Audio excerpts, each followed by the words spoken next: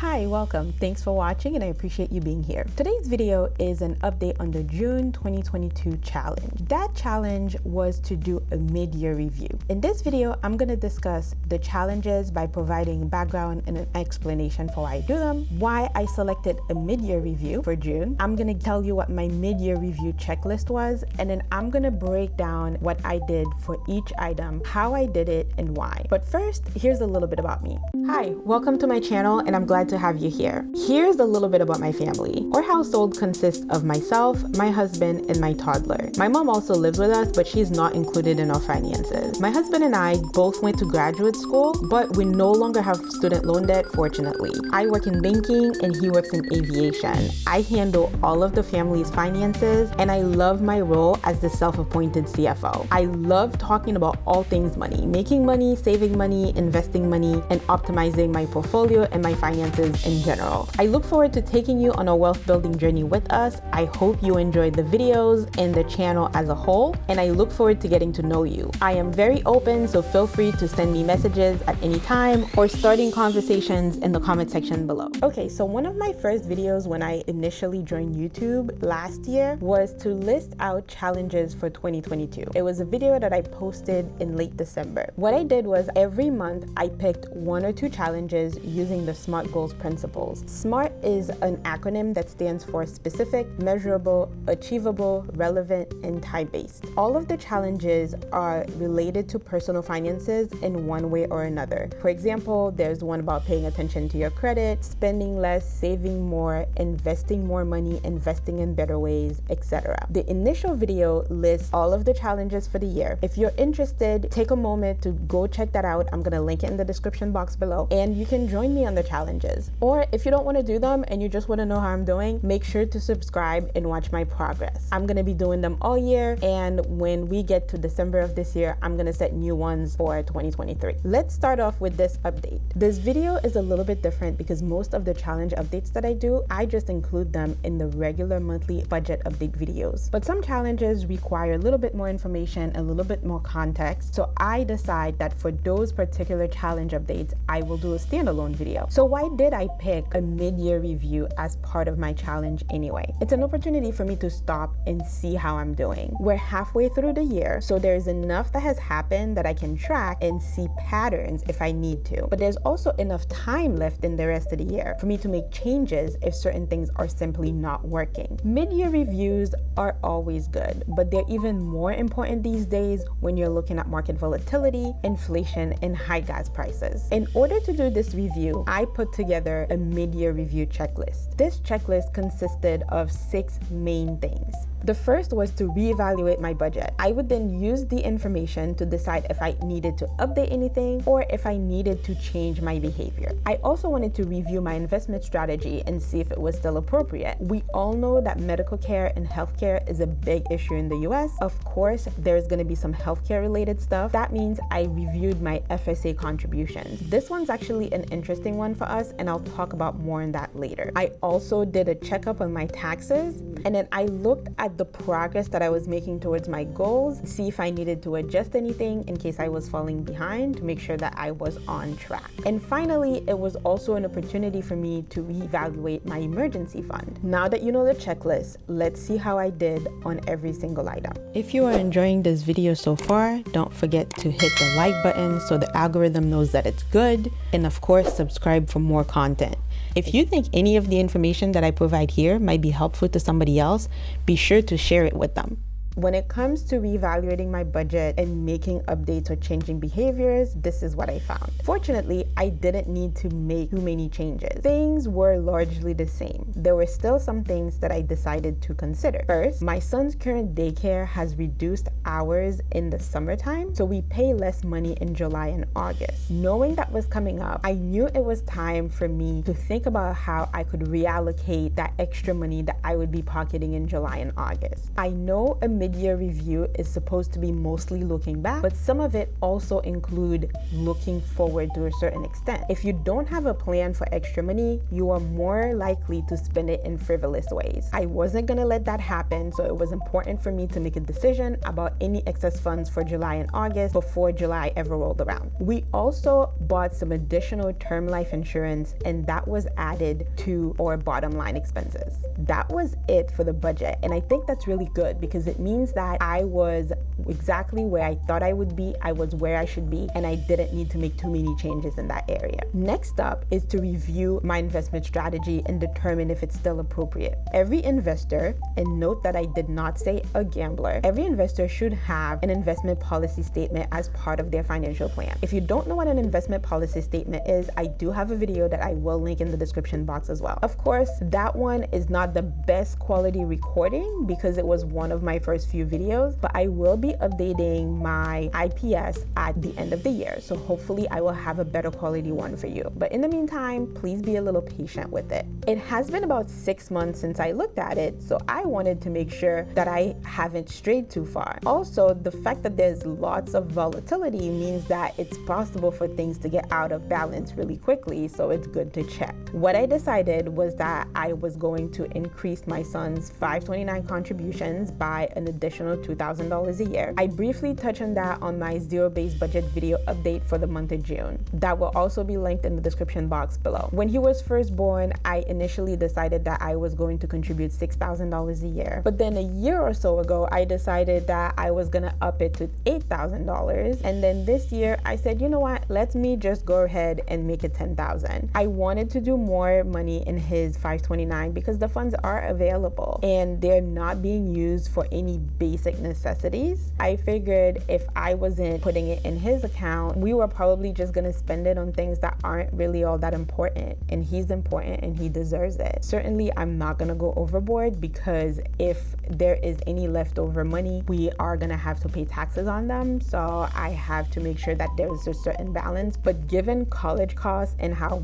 rapidly they go up, I don't think $10,000 a year for a toddler at this point is too much money. Next, I reviewed our FSA contributions. Normally, this is a once a year event at your open enrollment period or within 60 days of a qualifying life event. We didn't have a qualifying life event, but my husband's open enrollment period and my enrollment period are actually at different times of the year. His is in November and mine is in April. That gives me the opportunity to make changes depending on how things are going for us on his account. I started noticing in March that I underfunded my husband's FSA. When my enrollment period came around, I decided that it was an opportunity for me to make up for it. And I was right. I blew through my husband's FSA mid-June and mine kicked in mid-July. But had I not planned for this and missed my own enrollment period, I would have been eating medical costs after tax for the rest of the year. Next was to check on my taxes. Tax season does not start when you get your W-2 in January. It is a year-long event. Good financial management requires effective tax planning, and your entire life is a taxable event. From the moment you're born to the moment you die, everything you do is a taxable event. So the first thing that I did was I decided that I was gonna put market volatility to use with tax loss harvesting. I'm not gonna go into what tax loss harvesting is right now because I do have a video on what that is and how I did it that I can link in the description box below. The other thing that I did was I reduced my withholdings. I have a prior video on my experience with filing 2021 taxes. My federal tax refund for 2021 was over $20,000. Some of it was unique circumstances, like getting a really big credit for buying a plug-in electric hybrid vehicle and over withholding a little bit so I could take advantage of an additional $5,000 in paper I-bonds. But that is still not enough to account for getting $20,000 back. That is a way bigger chunk than it should have been. I typically don't want to owe any any money to the IRS, so I do tend to err on the side of a refund, but I decided that I was going to decrease my withholdings anyway, so I can make sure that my next refund is at least significantly lower. Even if I'm not going to owe, even if I'm going to get something back, it shouldn't be as high as it was. I also wanted to check my goal progress and see if I needed to make some adjustment to make sure that I stayed on track and meet all of them. I did have some ups and downs in that area, but I am going to go through each of them and tell you how I did. The first goal that I had was to not go over budget. Fortunately, that is a win. I didn't go over budget. So far this year, I am staying either at or under budget consistently month to month. That is extremely important. Not being able to keep a budget is a basic financial mistake.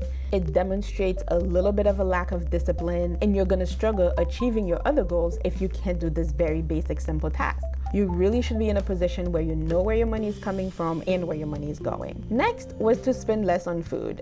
I mean, is there an emoji for mediocre? I'm doing okay. I haven't consistently gone over budget. In fact, one of my goals was to cook more this year, to meal prep more, and I have been able to do that. But there's still a lot of room for improvement, honestly. I really could eat out less. I mean, I don't even know what to say to that. Not a complete fail, but I'm definitely not gonna mark this as a win. Definitely not. The next goal that I wanted to tackle was to spend less money on landscaping. That one did not go so well. We have been spending more money on landscaping because normally anything we don't pay for, my husband does it. I don't do outside work. I don't do landscaping, partly because I don't know how, partly because I'm a city girl and I don't do the elements out in the suburbs. But my husband has been so incredibly busy with work that there's very little time for him to go out and do yard work. As a result, even the things that we have the ability to do or the things that we used to do ourselves, we have been outsourcing recently. Any heavy lifting that requires specialized machinery or things that requires dumping at a special site, we typically outsource. But things like weed whacking, sewing off some extra branches, and pruning, we used to do ourselves because my husband has some clippers, he has a chainsaw, and we also have a ride-around mower, so he used to mow himself as well. But he has been so busy that we haven't even had time for him to do any of that. Because of that, we have spent not just the same amount of money on landscaping than we did in previous years, but we have actually spent more money.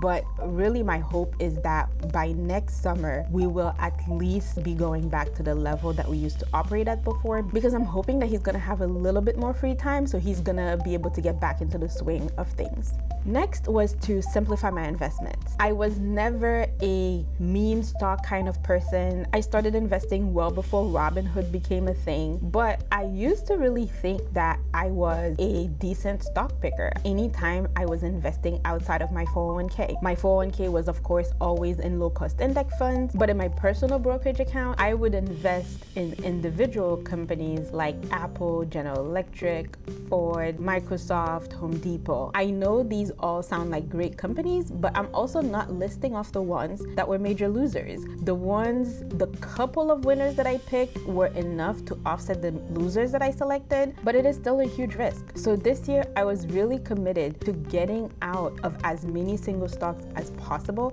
and really putting almost everything that I had into low-cost index funds. And I did do that. That's something that I successfully achieved, which makes me very happy, because when you buy the entire stock market, or at the very least when you buy the S&P 500, you know that you are betting on the economy as a whole rather than on a single company, or maybe even a dozen companies. Between tax loss harvesting and just really simple divestment, I cut my single stocks down to just 2. Right now, I only have Apple and Nvidia, and I'm keeping them not necessarily because I am attached to them in any particular ways, but it's because I have such huge gains that I do not want to put myself in a position where I end up getting hit with a lot of taxes. It is more of a tax strategy to hold them to avoid the taxes more than anything else. Other than that, recently I put everything that I had into index funds across different brokerages. I bought some Fidelity ones on my Fidelity account. I bought some Schwab ones on my Schwab account, and on Merrill Edge, where I'm not a huge fan of their mutual fund selections, I just went ahead and I did an ETF for the total stock market. Next, I wanted to increase my savings rate in 2022, and I did do that. I decided that I was going to put more money in. I already talked about putting more more money into my son's 529 recently, increasing it from initially last year from 6 to 8, and this year I bumped it from $8 to $10,000 every year. Also, I set a goal of investing $1,500 a month every month for the entire year. I don't know what August through December is going to bring for me financially, but so far this year, I'm recording this video in July, every single month I have put in $1,500. I've done it when the market has been down. I've done it on the really big rally days. I have ignored all the noise and I have been consistent in putting $1,500 a month every month into index funds. Now, $1,500 might not sound like a lot. Well, I'm sure it might sound like a lot to some people, but I know for some of the super savers out there, if you are on the fire path, you might think $1,500 isn't a lot of money. You're not necessarily wrong. It's not a ton of money for two adults, but don't forget that both of us are also maxing out our 401ks and we are also maxing out our Roth IRAs. So that is $1,500 a month on top of the $41,000 in pre-tax 401k contributions and the $12,000 combined in after-tax Roth IRA contributions. On top of that, we're doing an extra $18,000 a year and we are on track for it. I don't see why we wouldn't be able to do that in August. August is only about 2 weeks away at this point from what we're looking at. I can see that we should be able to do that as well. We'll see what September through December brings, but for now we are on track and I am excited. I can't wait to see what I'm able to do next year. And next, I wanted to share my journey publicly. Even though I know this is a bit of a crowded space, a lot of people are doing this. You can find 10,000 videos of people talking about their journey to financial independence and wealth building on YouTube. Yes, but these 10,000 videos represent 10,000 different experiences. Not everybody has the same level of income. Not everybody has the same level of debt. Not everybody has the same experiences. Not everybody has the same story. We're all different stories. I may just be one voice and it might be that it is very similar to somebody else, but my journey is my own. So I figured, why not share it? You know, did I achieve that so far this year? I am going to cheat a little bit and say yes. I know that technically I haven't shown my face, so this is cheating a little bit, but my story is real. I'm a real person. My numbers are real. I'm just a little bit shy about it right now. It doesn't mean that I'll never show my face. I think even being able to do this is a huge step. I mean, what if somebody recognized my voice? They would know exactly who I am just by the way that I've introduced myself and the things that I've said about my family. So, you know, it's anonymous, but not really, because there's no such thing as really being anonymous online. But I'm gonna give myself a yes for this one. Also, I had it in me to go to therapy this year. You're probably wondering, what does that have to do with wealth building or financial independence? The reality is I have a lot of anxiety surrounding money, and that's that's part of why I'm doing the channel, because it's an outlet for me to get these things off my chest rather than be really high strung about it and annoying my family with it. Instead of annoying people around me by constantly repeating the same thing, I can put it on a video and put it out there. So I guess this is part of my therapy as well. But yes, I did go to therapy. It helps me to manage some of my anxieties. It helps me to learn some coping skills, and it helps me to understand when I'm falling into a pattern that is not healthy. I don't have an overspending problem, but I do have a problem that swings the other direction. I am completely paralyzed when it comes to spending money. You give me some money and you tell me to invest it, listen, I've got it. You give me some money and you tell me I have to save it, do not worry. You could give me $1 million and I'm gonna manage it perfectly. But you give me some money and you tell me that I have to spend it, it is the end of the world and I don't know what to do. If I have to spend any money beyond basic necessities, it is a struggle. Yeah, therapy helps with all of that. It helps me to tap into my past and see what exactly happened to me in my formative years that caused me to perceive money in the way that I do. When it comes to money problems, because we are a consumer-driven society, we tend to look at the people who are overspending. We don't tend to look at the people like myself who are up at 2 or 3 in the morning, refreshing their bank accounts to make sure that the money is still there. It's almost like you can't believe it. None of that is healthy, but sometimes that's what I do. So this year I wanted to go to therapy, and one of the things that I wanted to do was to talk about some of the ways that I look at money money in some of the ways that I manage money. I was able to do that, and I'm doing a lot better. For example, I have put some firm boundaries around what an acceptable emergency fund is. My balance for an emergency fund needs to be driven by facts and numbers, not by anxieties about once-in-a-lifetime events that are not necessarily likely to happen. I shouldn't be hoarding money in a way that harms my investment goals because the money is not working for me. I should keep what I need in cash, and the rest of it should be going towards meeting some of my goals. I've talked about doing a zero-based budget. That didn't come out of nowhere. That is one of the tools that I'm using in order to force myself to make smart decisions that are based on logic rather than decisions that are based on emotions about things that are not real. And finally, I wanted to take smart but calculated risks. How did I do? I actually did okay. I was able to take some risks that are calculated but that are not necessarily harmful. For example, in the fall of 2021, I started shifting some of my emergency fund to I-bonds. The money is locked up for a year, and there is absolutely nothing in the world that you can do to get it out unless you live in an area that was declared a major disaster area by the president. So when I decided to move a combined $20,000 out of my emergency fund and into I-bonds under each of our social security numbers, I was taking the risk that I was not going to have access to that money until October 1st, 2022. But that was a calculated risk. I had enough cash in a high yield savings account that should have been able to last me until October of 2022. Additionally, when I made the decision to start aggressively putting more money away in order to increase our savings rate, that was also another form of risk that I was taking, because otherwise that would have been money that I would have been able to access in the event that I had a problem. And a final example of taking a smart calculated risk is when we decided to finance the car that we purchased in December. I know that some people will look at this video and criticize us for financing the car, even though we could have paid for it in cash. But the interest rate was 1.9%. That was unbelievably low. It's almost free money. I felt like I would have been a crazy person to buy a car cash if I can finance it for less than 2%. If you want to know the story about our experience with purchasing the car and how we ended up there, I do have a video on that. I can link it in the description box below. But let's talk about how that benefited me to some extent. We bought the car in December. By then, we had already maxed out our I-bonds for 2021. But we knew that as soon as the clock strikes midnight, the new year meant that our limit was reset, and we had room to add another $20,000 between the two of us. Those I-bond rates are announced in November. It makes a lot more sense that we would go out and keep that money in cash in order to be able to buy I-bonds at 7% starting January,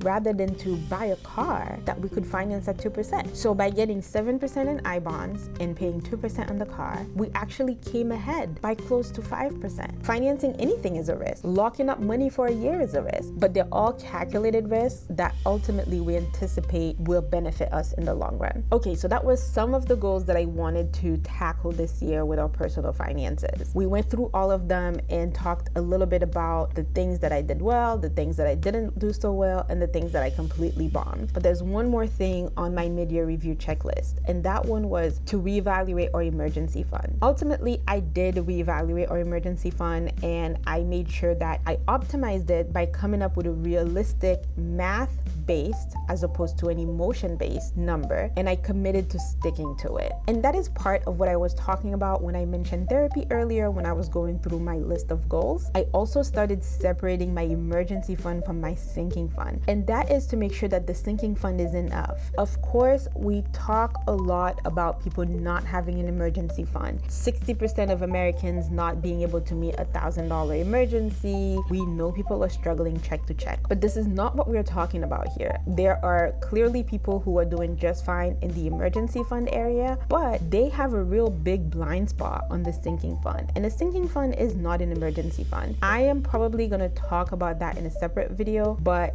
I decided that it was time that I started separating my emergency fund from my sinking fund, and that it was something that was important for me to do. And finally, I decided that it was time for me to protect my emergency fund from inflation. Your emergency fund is not supposed to yield a return. The low return on investment is part of the cost that you pay. It is a form of insurance. However, it doesn't mean that you have to let inflation destroy your emergency fund. So over the last couple of months, I have gradually shifted my emergency fund out of high yield savings account into I-bonds. If you want to learn more about I-bonds and how they work, as well as how I did it, I have 2 videos on that topic that I can link in the description below as well. That was it for my mid-year review. I hope you enjoyed the video. Feel free to leave me questions in the comment section below. But before you go, I have a question for you. Have you ever done a mid-year review?